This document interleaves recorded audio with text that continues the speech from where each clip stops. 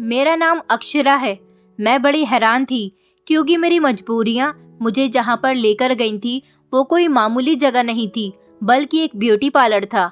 Beauty parlour में काम करना कोई गलत बात नहीं है, क्योंकि अक्सर औरतें ब्यूटी पार्लर में काम करती हैं। लेकिन मैं जिस ब्यूटी पार्लर में गई थी वहाँ की मालकिन मुझे बड़े गौर से देख रही थी। उसने मुझसे कहा कि मेरे पास लड़कियों की खूबसूरती बढ़ाने की एक क्रीम आई हुई है, मगर अभी तक मैंने उसे किसी पर आजमाया नहीं है। इस क्रीम का असर देखने के लिए उसे मेरी जरूरत थी और उस क्रीम को लगाने के बदले वो मुझे 5 लाख रुपए देने का बोल रही थी। इतने ज्यादा पैसे तो मैंने अपनी जिंदगी में कभी नहीं देखे थे। जितने गरीब हम लोग थे उस हिसाब से तो ये पैसे हमें अमीर बना सकते थे। मैं बड़ी हैरान हो गई थी। मुझे पहले ही इस औरत की बातें बड़ी अजीब सी लग रही थी और इसकी बातों में एक अजीब तरह की घुटन महसूस हो रही थी। इसके ब्यूटी पार्लर के हालात देखकर लगता था वो भी गरीबी का शिकार है, मगर वो औरत तो मुझे 5 लाख रुपए देने को कह रही थी। इसका मतलब ये था कि वो मेरी तरह गरीब नहीं हो सकती। मैं अंदर ही अंदर घबराहट का शिकार हो रही थी। मेरी समझ नहीं आ रहा था कि मैं क्या करूं। मेरे हालात ऐसे बन गए थे कि मैं यहाँ पर नौकरी करने के लिए मजबूर हो गई थी। पैसे सुनकर तो मेरा मन कर रहा था कि अभी नौकरी पर लग जाऊं, पर पता नहीं क्यों मेरा दिल नहीं मान रहा था कि मैं ये सब कुछ ठीक भी कर रही हूँ या नहीं। मुझे लगा कि वो मुझे धोखा देने वाली है, ये कोई फ्रॉड औरत होगी, मगर उसकी अगली बात ने मेरे होश उड़ा दिए थे। उसकी बात सुनकर तो मुझे अपने कानों पर विश्वास नहीं हो रहा था। मैं हक्का बक्का सी होकर इस औरत के चेहरे को देख रही थी। मैं उसके पास नौकरी मांगने के लिए आई थी। मैं बहुत खूबसूरत और जवान लड़की थी। मेरी उम्र सिर्फ 25 साल ही थी। मैं गरीब फैमिली की मजबूर लड़की थी। मेरे पापा हमें इस दुनिया से छोड़कर जा चुके थे। हमारा कोई भाई भी नहीं था। पापा के मरने के बाद सारे रिश्तेदारों ने भी हमसे रिश्ते नाते तोड़ दिए थे। कहते हैं ना कि माता पिता का साया होना बहुत जरूरी होता है। जिनके सर पर माता पिता का साया नहीं होता, दुनिया वाले उसे रौंद देते हैं, समझते हैं कि उनका इस दुनिया में कोई नहीं है। यही वजह थी कि हमारे रिश्तेदारों ने भी मेरे पापा के मरने के बाद हम तीनों बेटियों और मेरी मम्मी को बेसहारा छोड़ दिया था। किसी ने भी हमारा मुश्किल समय में साथ नहीं दिया था। घर के हालात दिन ब दिन बिगड़ते चले जा रहे थे। मेरी 2 बहनें थी। एक बहन की उम्र 18 साल थी और दूसरी बहन की उम्र 22 साल थी। लेकिन मुझे तो समय ने मेरी उम्र से ज्यादा बड़ा कर दिया था। मेरे लिए नौकरी करना एक बहुत बड़ी मजबूरी बन गया था। अगर मैं ऐसा ना करती तो शायद मेरी मम्मी का इलाज नहीं हो पाता और मेरी तरह मेरी बहनों की पढ़ाई भी अधूरी रह जाती, क्योंकि पिछले 4 साल से मैं पढ़ाई नहीं कर पा रही थी। जब से मेरे पापा बीमार हुए थे तभी से ही मेरी मम्मी ने मुझे घर में बैठा लिया था। उनका कहना था कि मैं बड़ी हूँ, मुझे घर की जिम्मेदारियों को समझना चाहिए और अब अपनी पढ़ाई को यहीं पर ही रोक देना चाहिए। मेरी दोनों छोटी बहनें तो बहुत ज्यादा जिद्दी थीं। उनको पढ़ाई करने का कोई शौक भी नहीं था, इसलिए दोनों ही इंटर करने के बाद घर पर बैठ गई थी। उन दोनों ने दोबारा पढ़ने की कोशिश तक नहीं की थी। फिर फाइनली घर के बिगड़ते हुए हालातों को देखकर मुझे ही आगे कदम बढ़ाना पड़ा था। मैं जहाँ पर भी नौकरी ढूंढने के लिए जाती वहाँ मेरी खूबसूरती बीच में आ जाती थी, क्योंकि मैं बहुत खूबसूरत थी। हर जगह मेरी खूबसूरती की कीमत लगने लगी थी। मेरा गोरा चिट्टा रंग और खूबसूरत शरीर अच्छे अच्छे लोगों को मेरी तरफ खींच लाता था। लेकिन मैं कोई गलत लड़की नहीं थी। मैं गरीब जरूर थी, पर मैंने कभी अपने दिमाग में अपनी खूबसूरती का घमंड नहीं पाला था। मैं तो बल्कि अपनी खूबसूरती से तंग आ गई थी। हमारा साथ देने वाला कोई नहीं था। इस दुनिया में हम 4 बेसहारा औरतें बड़ी मुश्किल से अपना गुजारा कर रहे थे। मेरी मम्मी को हम तीनों बहनों की बहुत फिक्र सताती थी कि ना जाने पापा के मरने के बाद ये दुनिया हम तीनों बहनों के साथ क्या अत्याचार करेगी, क्योंकि जिन लड़कियों पर पिता या भाई का साया नहीं होता उनकी इज्जत बड़ी नाजुक होती है। लोग उनकी इज्जत का किसी भी तरह से फायदा उठाना चाहते हैं। मुझे भी अपनी इस खूबसूरती को देखकर डर लगने लगा था कि कहीं मैं किसी मुसीबत में न फंस जाऊं। मेरी मम्मी तो मेरी दोनों छोटी बहनों को घर से बाहर निकलने ही नहीं देती थी और मैं उन दोनों से समझदार भी थी, इसलिए घर की सारी जिम्मेदारियां मुझे ही निभानी थी और कोई था ही नहीं जो हमारा सहारा बनता। मैं घर की सबसे बड़ी बेटी थी, इसलिए घर को तो मुझे ही चलाना था। मेरी मम्मी की तबीयत ज्यादा खराब रहने लगी थी, इसलिए एक बहन मम्मी की सेवा में लगी रहती थी और सबसे छोटी वाली बहन को कुकिंग करने का बहुत शौक था, इसलिए वो घर के सारे काम करती थी और खाना भी बनाया करती थी। मेरे पापा हमें हायर स्टडी करवाना चाहते थे। वो चाहते थे कि उनकी बेटियां पढ़ लिख कर किसी काबिल बने। मेरे पापा चाहते थे कि मैं डॉक्टर बनूं, पर शायद हालात को ऐसा कुछ भी मंजूर नहीं था। अब जो हालात चल रहे थे उसमें मुझे अपनी दोनों छोटी बहनों की टाइम पर शादी कर देना ही बेहतर लगा था। मुझे अपनी फिक्र नहीं थी। मेरा रिश्ता तो मेरे पापा के सामने ही तय हो गया था। मेरे पापा ने मेरा रिश्ता हमारे पड़ोस में ही रहने वाले रितेश के साथ करवा दिया था। रितेश और मैं एक ही मोहल्ले में रहने वाले थे, इसलिए बचपन से ही हमने एक दूसरे को देखा था और हम दोनों एक साथ ही स्कूल में पढ़े हुए थे। रितेश के पापा ने मेरे पापा से हम दोनों के रिश्ते की बात की थी, क्योंकि मैं बहुत खूबसूरत थी, इसलिए उन्होंने जल्द से जल्द अपने बेटे के साथ मेरा रिश्ता करवाना बेहतर समझा था। इससे हम दोनों के बीच गहरी मोहब्बत हो गई थी। रितेश की फैमिली में उसके सिर्फ मम्मी पापा ही थे, कोई भाई या बहन नहीं था। कभी कभी उसकी मम्मी हमारे घर आ जाया करती थी और हमारे साथ बहुत अच्छे तरीके से बिहेव करती थी। हम दोनों ही खूबसूरत थे और एक दूसरे को अच्छे तरीके से जानते थे और हमारे भाग्य भी जुड़ चुके थे। रितेश और मैं बहुत ऊंचे सपने देखते थे। हम दोनों का शुरू से ही सपना था कि हम अपने पेरेंट्स की तरह गरीबी भरी जिंदगी नहीं गुजारेंगे। रितेश बहुत मेहनती लड़का था। दूसरे देश जाकर लाखों रुपए कमाना उसका सपना था। अपनी स्टडी कंप्लीट करते ही रितेश दुबई काम करने के लिए चला गया था। हालांकि मेरे पापा जब बीमार थे तो वो चाहते थे कि उनके जीते जी ही मेरी और रितेश की शादी कर दी जाए, लेकिन रितेश ने मुझे बहला फुसलाकर उनसे शादी के लिए इनकार करवा दिया कि मैं अभी शादी नहीं करना चाहती, क्योंकि वो अभी शादी करने के लिए तैयार ही नहीं था। कुछ महीने बाद मेरे पापा की डेथ हो गई। उसके बाद भी हमारे कुछ रिश्तेदारों ने और मेरी मम्मी ने रितेश से शादी करने के लिए कहा था। सब मेरी मम्मी का बोझ हल्का करना चाहते थे। हालांकि रितेश के मम्मी पापा ने भी उस पर शादी करने के लिए जोर दिया था, मगर रितेश शादी करने के बाद अपने सपनों को अधूरा नहीं छोड़ना चाहता था। मैं भी अब शादी नहीं करना चाहती थी। रितेश से मोहब्बत अपनी जगह थी, लेकिन मैं अपनी मम्मी और अपनी बहनों को अकेला नहीं छोड़ सकती थी। इसलिए रितेश और मेरी मर्जी के साथ ये शादी रोक दी गई थी। रितेश कुछ महीनों बाद दुबई काम करने के लिए चला गया।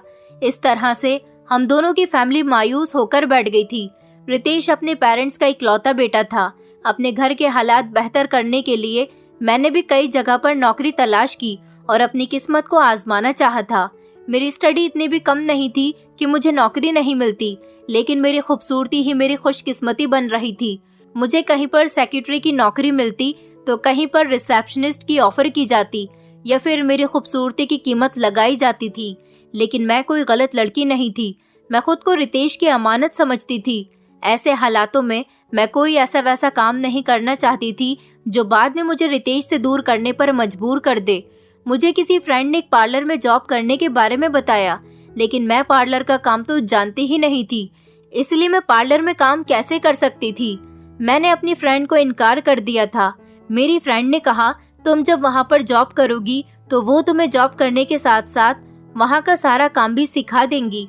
उसकी टेंशन तुम मत लो, एक बार तुम वहाँ जाकर जॉब के लिए ट्राई तो करो। मेरी फ्रेंड ने बताया कि पार्लर की मालकिन मेरी पुरानी जानने वाली है। उन्हें लड़की की तलाश है। पार्लर का काम वो खुद करेंगे, बस उन्हें एक हेल्पर की जरूरत है। तुम पार्लर का काम भले ही नहीं जानती, लेकिन हेल्पर बनकर उनके साथ हेल्प करवा सकती हो और धीरे धीरे फिर तुमसे भी काम आ जाएगा। मेरी फ्रेंड ने उस औरत के नरम बिहेवियर की बहुत तारीफ की थी। मेरी फ्रेंड ने मुझे उसका एड्रेस दे दिया था, इसलिए मैं अपनी दोस्त के कहने पर उस पार्लर में पहुंच गई। ये जगह मुझे बड़ी हैरान कर गई थी। इतनी पुरानी जगह पर ये पार्लर बना हुआ था और इतनी अंदर बना हुआ था कि किसी कस्टमर को खबर भी न हो कि इस जगह पर कोई पार्लर भी चल रहा है। मुझे लगा कि शायद इस पार्लर में कोई उम्रदार औरत होगी जिसने यहाँ अपना पार्लर खोला होगा, क्योंकि आजकल कोई भी समझदार लड़की ऐसी जगह पर अपना पार्लर नहीं खोल सकती। मगर जब मैं पार्लर के अंदर गई तो पार्लर की मालकिन को देखकर मुझे शॉक लग गया था। वो बेहद खूबसूरत और स्टैंडर्ड औरत थी। उसे देखकर ऐसा लग रहा था कि वो काफी हाई एजुकेटेड और अच्छी फैमिली से बिलोंग करती है। मगर जिस जगह पर उसका पार्लर बना हुआ था वो जगह बड़ी अजीब सी थी। उस औरत ने मुझसे मेरी मजबूरी और मेरी परेशानी भरे हालात की कहानी सुनी तो वो अफसोस करने लगी। कहने लगी कि तुम फिक्र मत करो, तुम अगर मेहनत करोगी तो लाखों रुपए कमा सकती हो। वो मुझे गहरी नजरों से देख रही थी। मैंने महसूस किया कि उसकी नजरें मेरे शरीर पर ही टिकी हुई थी। वो मुझे बार बार घूर घूर कर देख रही थी। मुझे उसकी नजरें बहुत अजीब लग रही थी। किसी भी मर्द का मुझे इस तरह से एकटुक देखना ये तो कोई नॉर्मल बात थी, क्योंकि कोई भी मर्द मेरी खूबसूरती देखकर अपनी नजर मुझसे हटा ही नहीं पाता था। मगर वो तो औरत होकर मुझे इतनी गहरी नजरों से देख रही थी। मैं तो घबरा गई। मैंने ढीले ढाले और पूरे कपड़े पहने हुए थे। न जाने वो मुझे क्यों इतना घूर रही थी। मैंने उससे सवाल किया कि आप मुझे काम पर रख सकती हो या नहीं। मैं जल्द से जल्द उसका जवाब सुनकर वहां से जाना चाहती थी। वो औरत मुस्कुराकर मुझसे कहने लगी, मुझे तो तुम जैसी खूबसूरत लड़की की ही जरूरत है। तुम फिक्र मत करो, मैं तुम्हें काम पर रख चुकी हूँ। वो मेरी खूबसूरती की बहुत तारीफ कर रही थी।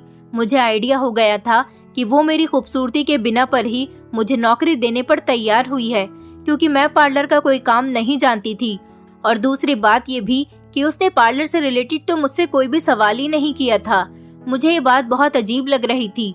वो मुझसे कहने लगी कि घबराओ मत, मैंने अपने पार्लर में हमेशा औरतों को खूबसूरत करने के लिए अच्छे अच्छे प्रोडक्ट्स का इस्तेमाल किया है। अभी कुछ दिन पहले ही मैंने विदेश से एक बहुत ही अच्छी क्रीम मंगवाई है जो कि औरतों को खूबसूरत बना देगी। लेकिन वो क्रीम कस्टमर पर लगाने से पहले मैं उसको किसी पर ट्राई करना चाहती हूँ, क्योंकि मैं उस क्रीम को डायरेक्ट कस्टमर पर अप्लाई नहीं कर सकती। अगर कुछ गड़बड़ हो गई तो मेरा ये पार्लर बंद हो सकता है। मुझे इसके लिए एक ऐसी लड़की चाहिए थी जो बहुत खूबसूरत हो। तुम तो पहले ही बहुत खूबसूरत हो और अच्छी भी हो। तुम मेरी क्रीम को ट्राई करने के लिए बेस्ट रहोगी, इसलिए मैं तुम्हें नौकरी पर रख रही हूँ।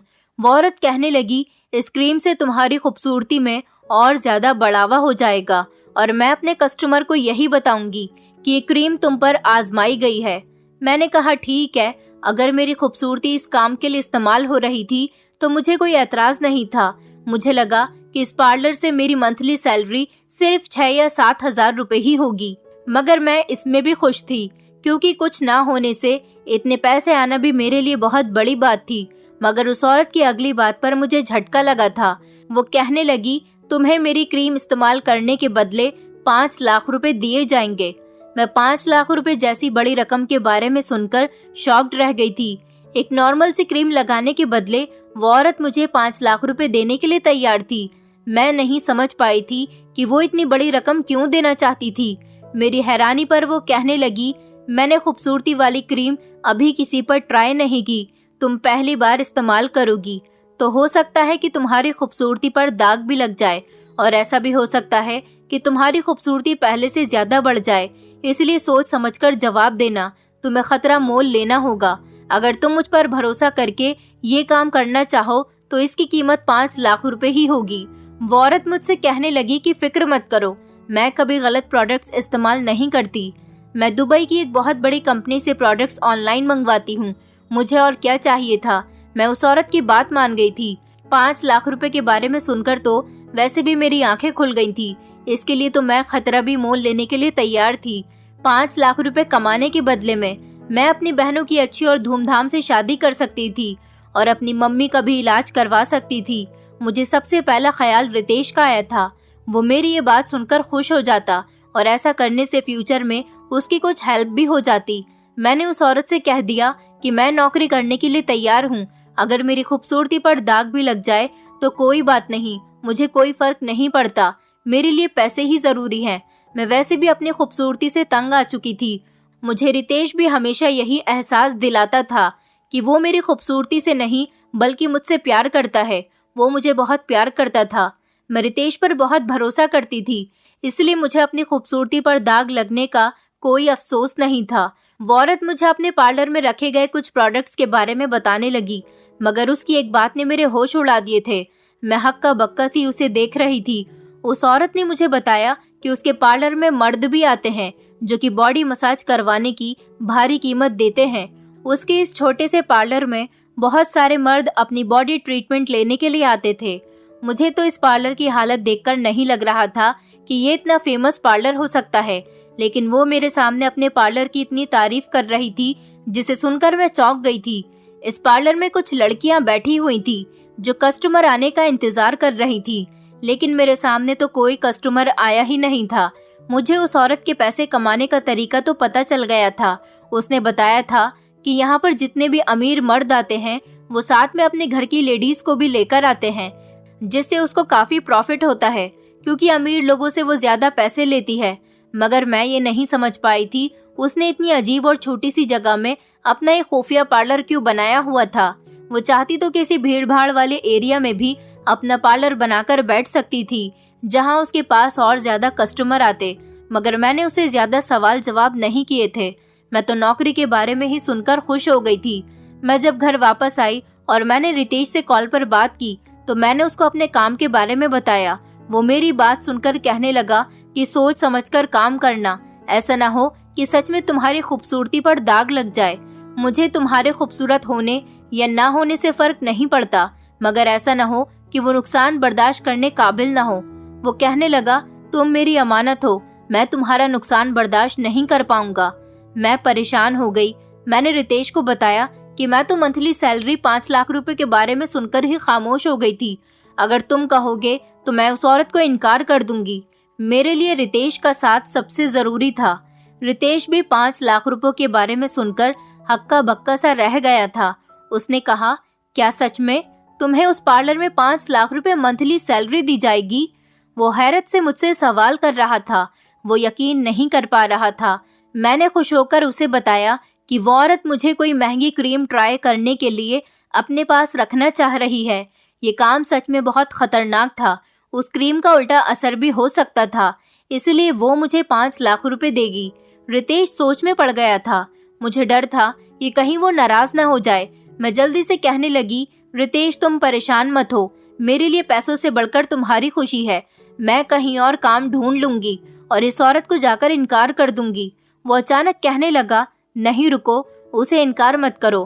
काम तो ठीक है, तुम ब्यूटी पार्लर में ही तो काम कर रही हो, किसी गलत जगह तो काम नहीं कर रही। तुम चाहो तो वहाँ पर काम कर सकती हो। मैंने रितेश की बात सुनकर कहा कि ठीक है, मैं अब इनकार नहीं करूंगी। उसके पास कोई ऐसा काम ढूंढूंगी जिससे मुझे कोई नुकसान न पहुंचे, भले ही सैलरी थोड़ी कम हो। रितेश हंस पड़ा और कहने लगा कि दूसरा काम क्यों, ये काम भी तो अच्छा है। हम एक दूसरे से प्यार करते हैं, हमारी एंगेजमेंट तो हो चुकी है और शादी भी हो जाएगी, तुम्हें किस बात का डर है? वो कहने लगा कि एक लड़की के लिए जिंदगी में सबसे जरूरी उसकी शादी होती है। वो इसीलिए खुद को हर खतरे से बचाकर और संवार कर रखती है, जबकि मैं तुम्हें हर हाल में एक्सेप्ट करने के लिए तैयार हूँ। तो फिर तुम्हें किस बात का डर है? तुम वो काम मत छोड़ो, हम दोनों की सारी जिंदगी संवर जाएगी। रितेश ने पैसों का सुनकर अपना इरादा बदल लिया था और मुझे भी समझाने लगा, और मैं उसके समझाने पर बेफिक्र हो गई थी। रितेश एक आम इंसान था, मेरी तरह उसे भी अच्छी जिंदगी गुजारने का शौक था। गरीबी तो शायद किसी को पसंद नहीं होती। मैं सोचने लगी कि वो मुझे अच्छी जिंदगी देने के लिए इतनी मेहनत कर रहा है, तो फिर मेरा भी हक बनता है कि मैं उसका साथ देती। अब तो रितेश मेरा साथ दे रहा था, उसके बाद तो मुझे कोई डर ही नहीं रहा। मैं इस औरत के पास काम करने लगी। वो बहुत मेहरबान औरत थी। वहाँ पर नौकरी करने के बाद वो मेरी मालकिन बन चुकी थी, मगर उसके बिहेवियर में कोई भी चेंज नहीं आया था। वो मेरी खूबसूरती और मासूम चेहरे की दीवानी हो गई थी। पहले दिन पार्लर की मालकिन ने मुझे एक क्रीम चेहरे पर लगाने के लिए दी। उसने मुझसे कहा कि अंदर कमरे में शीशा लगा हुआ है, उसके सामने बैठकर ठीक से क्रीम लगाकर मसाज करना। मैं इस छोटे से कमरे में आ गई थी। कमरे की हालत बहुत अच्छी थी। ये कमरा पार्लर में ही बना हुआ था, बहुत साफ सुथरा और खूबसूरत, और कमरे में फैली हुई खुशबू मुझे सुकून पहुंचाने लगी थी। चेहरे पर क्रीम लगाते ही मुझे चक्कर आने लगे थे, इसलिए मैं बिस्तर पर लेट गई और अगले ही पल में बेहोश हो चुकी थी। मुझे नहीं पता था कि मैं कहाँ पर हूँ। जब मैं जागी तो शाम हो रही थी। पार्लर की मालकिन ने मुझे 5 लाख रुपए देकर घर भेज दिया था। मैं खुश हो गई कि ठीक है, इतने आसान काम के मुझे इतने ज्यादा पैसे मिल रहे थे, लेकिन मैं नहीं जानती थी कि मेरे साथ क्या होने वाला था। पार्लर की मालकिन हर रोज यही करती थी, मुझे क्रीम लगाने के लिए कमरे में भेज देती और कमरे को बाहर से बंद कर देती थी। कमरे में खुशबू फैली हुई होती थी और धीमी सी रोशनी डरावना सा माहौल पैदा करती थी। वो क्रीम लगाते ही मैं फौरन बेहोश हो जाती थी। शुरू में तो मुझे कुछ समझ ही नहीं आया था कि मेरे साथ क्या हो रहा है। ये पार्लर की मालकिन न जाने मुझे किस तरह की क्रीम लगाने के लिए दे रही थी, मगर मालकिन का एक्सपेरिमेंट कामयाब रहा था। खूबसूरती की क्रीम लगाने की वजह से सच में मेरी खूबसूरती में बढ़ावा होने लगा था। मेरे चेहरे का रंग दूध की तरह सफेद हो गया था। मेरी बहनें भी ये बात मुझे कई बार बता चुकी थीं कि मेरा चेहरा दिन ब दिन खूबसूरत होता जा रहा है। मैं बहुत खूबसूरत हो गई थी। रितेश मुझसे वीडियो कॉल पर बात करता तो खुशी से फूला नहीं समाता था। वो मुझसे कहता कि तुम्हारा फैसला ठीक था, तुम्हारी खूबसूरती तो और बढ़ गई और तुम पैसे भी कमाने लगी हो। हर टाइम मुझे देखने के लिए वीडियो कॉल करता रहता था और वो मुझे देखकर अपनी बेताबी का इजहार करने लगा था। उसकी मोहब्बत पहले से और ज्यादा बढ़ गई थी। मैं अपनी किस्मत पर जितना घमंड करती मुझे कम लगता था, मगर एक दिन मैं क्रीम लगाकर कमरे में बंद हुई तो जागने पर मुझे बहुत थकान महसूस हो रही थी। मेरा सर बुरी तरह से चकरा रहा था, मेरा शरीर बुखार से जल रहा था।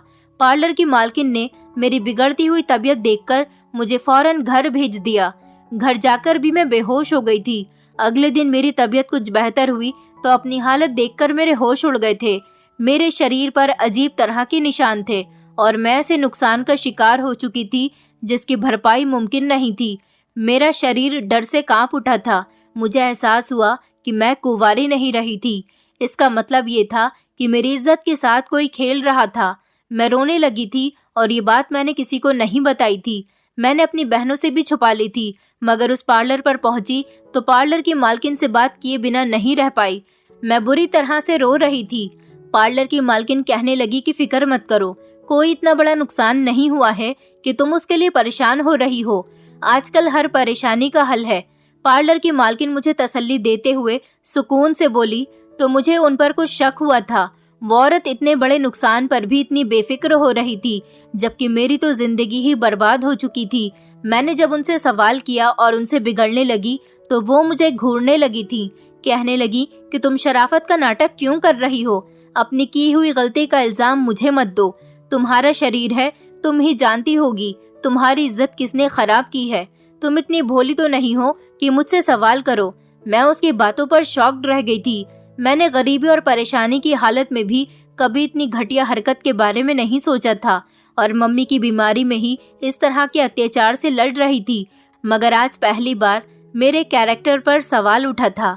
मेरे इस एक्शन पर पार्लर की मालकिन नरमी से कहने लगी, मैं तो तुम्हें बस खूबसूरती बढ़ाने की क्रीम दे रही थी और कमरे में भेज दिया करती थी। खूबसूरती की क्रीम से किसी लड़की का कुंवारापन खत्म नहीं हो सकता। मैं कहने लगी, तुम ना जाने कितने लोगों से मिलती हो, तुम्हारे घर में भी कोई मर्द नहीं है, तुम अकेली जवान लड़की हो सकता है किसी ने धोखे से तुम्हारा नुकसान कर दिया हो। मैं उसकी बात पर बुरी तरह से रोने लगी थी। ऐसा भी कुछ नहीं था कि मैं कोई नादान लड़की थी जिसे इतनी भी समझ न हो कि किसी ने उसके साथ गलत किया था। इस बात को काफी टाइम हो चुका था। मैं अपने होश में रहती थी। रात को भी मैं अपनी बहनों के लिए सावधान से रहती थी। फिर भी मेरे साथ ये हादसा कब और कैसे हो गया था मैं नहीं जान पाई थी, मगर मुझे इतना तो जरूर पता था कि मेरे साथ ये सब कुछ उस पार्लर में ही हुआ था। मगर पार्लर की मालकिन तो कुछ समझने को तैयार ही नहीं थी। उल्टा अब वो मुझे अलग तरह की दवाइयाँ देने लगी थी। उसने मुझे दवाई खाने के लिए दी थी और कहा था कि उनकी एक दोस्त डॉक्टर है और उन्होंने मेरे बारे में उससे बात की तो उन्होंने मुझे खाने के लिए ये दवाई दी है। मैंने सोचा मैं खामोशी से इस काम को छोड़ देती हूँ, लेकिन इस बारे में रितेश को नहीं बताऊंगी। मगर घर के हालात बेहतर होने की वजह से इन्हीं दिनों मेरी दो बहनों के एक साथ एक ही घर के अच्छे रिश्ते आ गए थे। मेरी बहनें भी मेरी तरह खूबसूरत थीं। मेरी कुर्बानी की वजह से घर के हालात बेहतर हो चुके थे। रिश्ते बहुत अच्छे थे। लड़के वालों की फैमिली बहुत अच्छी थी और लड़के बहुत अच्छी जॉब करते थे। मैंने मम्मी को इस बारे में बताया तो वो मुस्कुराती हुई आंखों से मुझे देखने लगी थी। मैं अपनी बहनों की खातिर रुक गई थी। सोचा पहले इनकी शादी के लिए पैसे जमा कर लेती हूँ, उसके बाद काम छोड़ दूंगी। पार्लर की मालकिन ने मेरी परेशानी महसूस की तो मुझे एक ऐसा सॉल्यूशन बताया जो मुझे शॉक कर गया था। पार्लर की मालकिन ने मुझे बताया कि उनकी डॉक्टर दोस्त के पास एक ऐसी दवाई है जो लड़की का कुंवारापन वापस कर सकती है। मैं तो इस बात पर बड़ी हैरान होकर मालकिन की तरफ देख रही थी, क्योंकि मुझे इस बात पर यकीन नहीं हुआ था। अगर ऐसी कोई दवाई होती तो इतनी लड़कियां कुंवारी न होने पर सुसाइड करने और डाइवोर्स लेने के बजाय इन दवाइयों का इस्तेमाल कर लेती। मैंने मालकिन को जवाब नहीं दिया, मगर जब मैंने इस बारे में इंटरनेट पर रिसर्च की तो मैं दंग रह गई थी। साइंस ने इतनी तरक्की कर ली थी कि लड़की का कुंवारापन लौटाने का इलाज भी मौजूद था। विदेश में तो इस काम के लिए ऑपरेशन भी किए जाते थे और महंगा इलाज भी था। खूबसूरती की क्रीम आजमाने के बाद भी मेरे लिए मालकिन पर यकीन करना मुश्किल हो रहा था, लेकिन मालकिन ने मुझे यकीन दिलाया तो मुझे उनकी बात माननी पड़ गई थी। मेरे साथ जो अब हो चुका था उसके बाद मैं किसी को मुंह दिखाने के काबिल नहीं रही थी। मालकिन की बात मानना मेरी मजबूरी थी। मैंने कभी नहीं सोचा था कि मालकिन मुझे बेहोश करके कमरे में क्यों बंद कर देती थी। मैं उस पर अंधविश्वास करती रही थी और अपनी दिन ब दिन बढ़ती खूबसूरती और लाखों रुपए कमाने पर खुश होती रहती थी। मालकिन ने मुझे कुंवारापन लौटाने की दवाई दी थी। वो दवाई पानी के साथ देने के बाद मुझे कोई भी फर्क महसूस नहीं हो रहा था, मगर मालकिन ने कहा कि बेफिक्र रहो, तुम्हारा कुंवारापन लौट आया है। अब कोई नहीं जान सकेगा कि तुम कुंवारी नहीं हो। मगर खुश होने के बजाय मैं और ज्यादा परेशान रहने लगी थी, क्योंकि अब हर बार जब मैं बेहोश होकर उस कमरे में बंद होती तो आंख खुलने पर मेरा शरीर थकान और दर्द में चूर होता था। जब मैं मालकिन को ये बात बताती तो वो हर बार मुझे तसल्ली देती और कहती कि आजकल बीमारियां बहुत बढ़ रही हैं, इसलिए तुम्हें भी ये सब कुछ हो रहा है। लेकिन अब तो मेरी खूबसूरती में भी कोई फर्क नहीं आया था। मैं अपने पागलपन की वजह से उसके हाथों का खिलौना बनी रही, मगर मुझे कुछ खबर ही नहीं हुई थी। काम छोड़ने की बात पर रितेश रिक्वेस्ट करने लगता था कि थोड़ा और इंतजार कर लो, थोड़े और पैसे इकट्ठे करो ताकि हम अपना खूबसूरत सा घर खरीद सके। उसके बाद तुम चाहो तो काम छोड़ देना। मैं बुरी तरह से फंस गई थी। मैंने एक दिन अपने मोबाइल में कैमरा ऑन करके उस पार्लर के कमरे में रख दिया था। इसके बाद मैंने जैसे ही अपने चेहरे पर क्रीम लगाई, हमेशा की तरह मैं बेहोश हो गई थी। होश में आने पर मेरा शरीर थकान और दर्द से चूर हो रहा था। मैंने जब अपना मोबाइल चेक किया तो उसमें वीडियो बन चुकी थी। वीडियो देखकर तो मेरे पैरों तले से जमीन निकल गई थी। मुझे उस दिन आइडिया हो गया था कि कितने टाइम से मेरा इस्तेमाल किया जा रहा था और मुझे खबर तक नहीं हुई थी। मालकिन पर अंधा भरोसा करने की वजह से मुझे इतनी बड़ी सजा मिली थी। मैं फूट फूट कर रोने लगी थी। इस वीडियो ने मेरे होश उड़ा दिए थे। मेरा पूरा शरीर कांपने लगा था। जब मैंने पार्लर की मालकिन को शर्म दिलाई तो वो कहने लगी, ये सब तुम्हारी मर्जी से ही हुआ है। मैंने तुम्हें पहले ही बताया था कि मैं अपनी क्रीम को ट्राई करने के लिए तुम्हें रख रही हूँ, और मैंने ये भी बताया था कि तुम्हारी खूबसूरती पर भी दाग लग सकता है, और लालच में आकर तुमने इस बात को एक्सेप्ट भी कर लिया था। अब तुम मुझे इल्जाम क्यों दे रही हो? मैं अपने लालच और बेवकूफ़ी पर अपना सर पकड़कर रोने लगी थी। पार्लर की मालकिन ने बड़ी चालाकी के साथ मेरा इस्तेमाल किया था और अब इल्जाम भी मुझे ही दे रही थी। उसका कहना था कि मैं तुम्हारा दोबारा से कुंवारापन लौटा दूंगी। जब किसी को कोई खबर ही नहीं होगी तो फिर नुकसान कैसा? वो मुझे अभी भी लालच दे रही थी। उसे बिल्कुल भी अपने किए पर शर्मिंदगी महसूस नहीं हो रही थी। मैं फटी फटी आंखों से पार्लर की मालकिन को देख रही थी। वो ये सब पहले दिन से ही जानती थी, लेकिन उसने कभी मुझे साफ साफ नहीं बताया था कि उसने मेरी खूबसूरती पर इस दाग की बात की थी। मेरे लड़ने पर वो मुझसे कहने लगी कि 5 लाख रुपए तुम्हें तुम्हारे जिस्म की कीमत पर ही तुम्हें मिलते रहे हैं, इसलिए तुम्हारा मुझसे लड़ना बहुत बड़ी बेवकूफ़ी है। मेरे सामने तब इस पार्लर वाली औरत का राज खुलकर आया था। मैं रोते रोते बेहाल हो गई थी। इस सच्चाई ने मेरे रोंगटे खड़े कर दिए थे। मालकिन ने मुझे बताया था कि इस पार्लर में कुछ मर्द अपनी मसाज करवाने के लिए आते हैं। दरअसल वो लोग अपनी मसाज करवाने के लिए नहीं, बल्कि खूबसूरत लड़कियों के साथ मजे लूटने के लिए आते थे। वो सब भी बिगड़े हुए और अमीर परिवार के होते थे, जो मेरे पार्लर की मालकिन को उनकी मुंहमांगी रकम देकर जाते थे। दरअसल ये कोई पार्लर नहीं था, बल्कि ये एक छुपा हुआ कोठा था, जहाँ पर पार्लर की मालकिन इसी तरह से पार्लर की आड़ में नई नई लड़कियों को अपनी बातों में ले लिया करती थी। वो ऐसी ही लड़कियां होती थी जो इस औरत की बातों में आ जाती थी, जो मुझ जैसी बेवकूफ और मजबूर होती थी।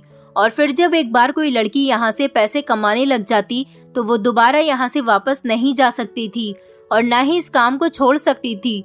इस छोटे से पार्लर पर कभी लोगों की नजर ही नहीं गई थी कि यहाँ पर पार्लर की आड़ में कुछ गलत काम किए जा रहे हैं। लोग नहीं जानते थे कि मालकिन ने पार्लर की आड़ में यहाँ पर लड़कियों का धंधा किया हुआ है। वो उन अमीर बिगड़े हुए लड़के और आदमियों के साथ मुझे बेहोश करके उनके सामने डाल दिया करती थी और फिर वो मेरे शरीर को नोचते रहते थे। मुझे इस बारे में कभी पता ही नहीं चल सका और उस क्रीम में भी नींद की दवाई मिली हुई होती थी। क्रीम को मैं जैसे ही अपने चेहरे पर लगाती तो उसकी खुशबू मेरी सांस में मिल जाती थी और फिर मैं बेहोश हो जाती थी। मुझे पता ही नहीं चलता था कि मेरे साथ क्या होता है, क्योंकि मैं तो क्रीम लगाने के बाद बेहोश हो जाती थी। मुझे अपना होश ही नहीं रहता था कि मेरे साथ क्या हो रहा है। उस वीडियो में एक 28 साल का जवान लड़का मजे से मुझे अपनी हवस का शिकार बना रहा था। मुझे तब पता चला कि मेरी हालत इतनी खराब क्यों होती थी, क्योंकि इस तरीके से तो पार्लर की मालकिन कई लाख रुपए कमा रही थी और मुझे सिर्फ 5 लाख रुपए देकर उसने मेरी आंखें बंद कर दी थी। मेरे पास पैसा तो आ रहा था, मेरी बहनों के रिश्ते भी फिक्स हो गए थे, मगर अब मेरे पास इज्जत नहीं रही थी। मैं उस दिन घर जाकर बहुत रोई थी। मालकिन मुझसे झूठ बोलती रही थी कि मैं अपना कुंवारापन वापस पा सकती हूँ।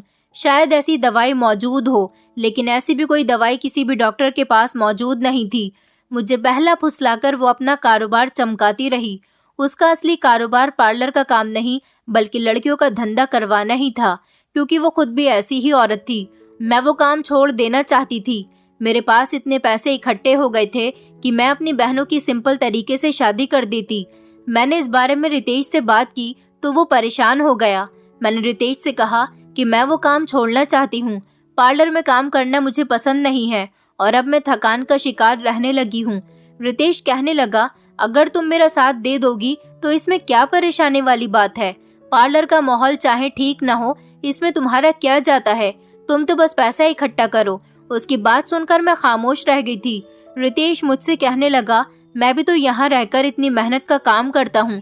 मुझे जैसा काम मिलता है मैं कर लेता हूँ, ताकि हम दोनों का फ्यूचर सिक्योर हो जाए। हम गरीबी भरी जिंदगी ना गुजारे। तुम तो खुशनसीब हो जिसको तुम्हारी खूबसूरती के बिना पर इतना आसान काम मिल गया। मैं उसे क्या बताती कि मैं इस काम की कितनी बड़ी कीमत चुका चुकी हूँ। उसे ऐसा लगता था कि मुझे सिर्फ अपने चेहरे पर क्रीम लगाने से इतना ज्यादा पैसा मिल रहा है। वो कहने लगा, मैं यहाँ पर धक्के खा रहा हूँ और यहाँ पर लोगों का नौकर बना हुआ हूँ। मेरी सारी पढ़ाई, मेरी रेपुटेशन, सब कुछ यहाँ पर खाक हो चुका है। तुम्हें क्या पता कि आज के जमाने में पैसा कमाना कितना मुश्किल है। वो मुझसे नाराज होने लगा, क्योंकि वो नहीं जानता था कि मैं नौकरी क्यों नहीं छोड़ना चाहती थी। रितेश की जिद और उसके बार बार समझाने की वजह से मुझे ये काम करना पड़ा। मैं उसे सच बताने से डर गई थी कि मेरी इज्जत ना जाने कितने मर्दों के हाथों नीलाम हो चुकी है। मुझे डर था कि रितेश ये सुनकर मुझे कभी एक्सेप्ट नहीं करेगा, क्योंकि उसने मुझे पहले दिन ही यही बात कही थी कि कोई ऐसा नुकसान ना कर बैठना जो मेरे लिए एक्सेप्ट करना मुश्किल हो जाए। वो मेरी खूबसूरती पर दाग बर्दाश्त कर लेता, मगर शायद मेरी इज्जत पर दाग बर्दाश्त नहीं कर सकता था। मैं अपने लालच पर पछताने लगी थी। काश मैं वो काम करने से इनकार कर देती। उस औरत ने मेरी इज्जत की बिल्कुल परवाह नहीं की थी। हालांकि मैं उसे बता चुकी थी कि मैं सिर्फ इज्जत बचाने की खातिर उसके पास जाने पर मजबूर हुई थी। उसने ये सब कुछ जानते हुए भी मुझे खिलौने की तरह मर्दों के हवाले कर दिया था। मुझे अजीब सी घुटन होने लगी थी, मगर अब उस पार्लर वाली मालकिन के लिए मेरे दिल में नफरत बढ़ गई थी। रितेश मुझसे मोहब्बत का इजहार करता था तो मैं रोने लग जाती थी। मुझे लगने लगा था कि उसे मेरी थकान और उदासी भी महसूस नहीं होती। वो सिर्फ फ्यूचर के सपने देखता था और मैं चुपचाप उसकी बातें सुनती रहती थी। मैं जानती थी कि अब मैं रितेश के काबिल नहीं रही हूँ। मेरी बहनों के ससुराल वाले जल्दी शादी करने के लिए कह रहे थे, तो मैंने उनकी शादी की डेट फिक्स कर दी थी। अपनी शादी का सपना मैंने अपनी आंखों में ही बंद कर लिया था। मैं मालकिन से बदला लेना चाहती थी। इस औरत ने मेरी जिंदगी बर्बाद कर दी थी। रितेश मुझे खुशी से बताने लगा कि वो जल्द ही वापस लौट कर आएगा और मुझसे शादी कर लेगा। मैं घुट घुट कर अकेले में रोती रहती थी। अगर मैं सच छुपाकर शादी कर भी लेती तो रितेश सच्चाई जानने के बाद पहले दिन ही मुझे डाइवोर्स दे देता। मैं सबके सामने जलील होकर रह जाती। मैं मालकिन के करीब होने लगी थी, उसका भरोसा जीतने की कोशिश करने लगी थी। अब मालकिन ने मेरी रिक्वेस्ट पर कुछ टाइम के लिए एक और खूबसूरत लड़की को इस काम में शामिल कर लिया था।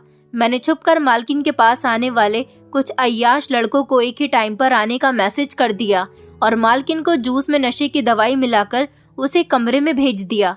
जब उन लड़कों ने मालकिन को देखा तो उनकी आंखों में चमक जाग उठी थी। मालकिन तो जवान और बहुत खूबसूरत थी। मैंने मालकिन को लड़कों के हवाले कर दिया और मौके पर ही पुलिस को बुला लिया था। मैं हमेशा के लिए इस पार्लर से निकल आई थी। मालकिन को पहले उन लड़कों ने इस्तेमाल किया, फिर गैर कानूनी धंधा करने पर इन सबको पुलिस पकड़कर ले गई। मैंने अपना बदला ले लिया था। अब मैं बेफिक्र हो गई थी। मैंने अपनी बहनों की भी शादी कर दी थी, अपनी मम्मी का इलाज भी करवा लिया था और फिर अब मैं एक अस्पताल में रिसेप्शनिस्ट की नौकरी कर रही हूँ। वहाँ से मुझे बेइज्जती के 5 लाख तो नहीं बल्कि इज्जत के 15,000 रुपए जरूर मिल रहे हैं। इस कमाई से कम मेरा गुजारा बहुत अच्छे तरीके से हो रहा है और मैं बहुत बेफिक्र हूँ। कुछ दिनों के बाद ही रितेश भी वापस आ गया था। सच जानने के बाद मेरी सोच के मुताबिक रितेश ने मुझे छोड़ा नहीं था बल्कि मुझसे माफी मांगने लगा था कि उसके लालच ने मुझे ये समय भी दिखा दिया था। वो जानता था मैं मासूम हूँ, मैं उससे बहुत प्यार करती हूँ और मैं उसके अलावा किसी और की तरफ देख भी नहीं सकती। मेरे साथ ये सब कुछ उस मालकिन ने धोखे से किया था। वो आज तक अपनी गलती पर बहुत शर्मिंदा है। उसने मुझे कभी इस बात का ताना तक नहीं दिया था कि मेरी इज्जत लुट चुकी है, बल्कि उसने मुझे खुले दिल के साथ एक्सेप्ट किया और मुझसे खुशी खुशी शादी कर ली। मेरी जिंदगी तो रितेश के साथ बहुत अच्छी गुजर रही है। हर लड़की को रितेश जैसा लाइफ पार्टनर नहीं मिल सकता, इसीलिए आप लोग सावधान रहिए। मैं उन सारी लड़कियों को खबरदार कर देना चाहती हूँ जो मजबूरी और गरीबी के हालात में आकर अपनी आंखें बंद करके हर काम को करने के लिए तैयार हो जाती हैं।